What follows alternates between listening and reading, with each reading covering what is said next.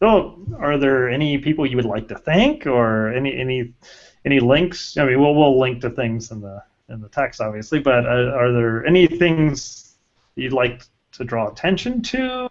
Resources other than your blog, for example, or anyone else that you would want to point viewers to, people who you think are doing really interesting work that they should check out? Yeah, Anything along those lines? I mean, the cool thing is you've already interviewed several of the people who I would probably recommend. So that, I mean, the interview roster you've already had has been really You good. can also suggest other people we should interview, right? Yeah, we can maybe think about that offline. I'm not super good at thinking on the spot, but in terms of people I'd like to thank, I mean, it's just there are so many. It feels like a high school interview or acceptance speech or something. I think uh, what's been really influential. I think that people in I'm just focusing on computer science in particular. I think academics who blog I think are really cool. So I read Matt Knight's blog for a long time. Mark Gosdow has a blog that's pretty active. John Regier at University of Utah also has a pretty active blog. Uh, you know, Crystal Lopez at UC Irvine. So the kind of people who are blogging about computer science stuff, I think, is really interesting. Both, some people's blogs are very technical, some people's blogs are very social about the social aspects. But I feel like, in particular, academics have sort of we're in this great position of being able to blog very openly about a lot of things, and that the general public takes us quote unquote seriously in a way about these things because it doesn't seem like we're a corporate shell for whatever company. Because a lot of times you see these company blogs and they're good content. There are people who actually really want to help, but it's like plastered with company stuff. And there's some kind of blog about something that's all use our product because it's awesome. It's an awesome way to do data munging.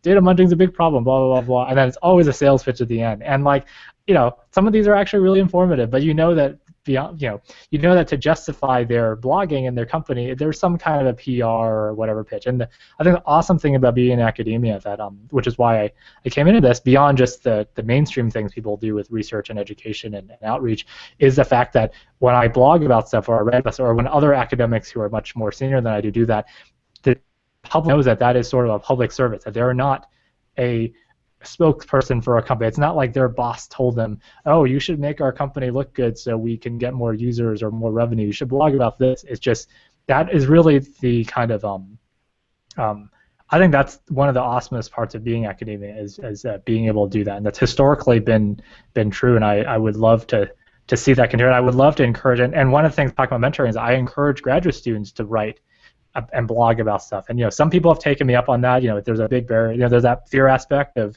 writing publicly and such.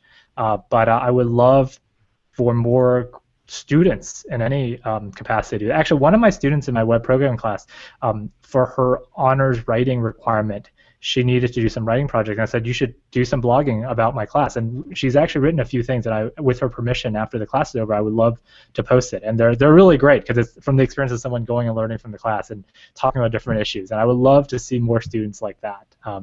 So basically anybody who is blogging is my role model at this point. All right, now I'm shamed. I'll have to start trying to blog again.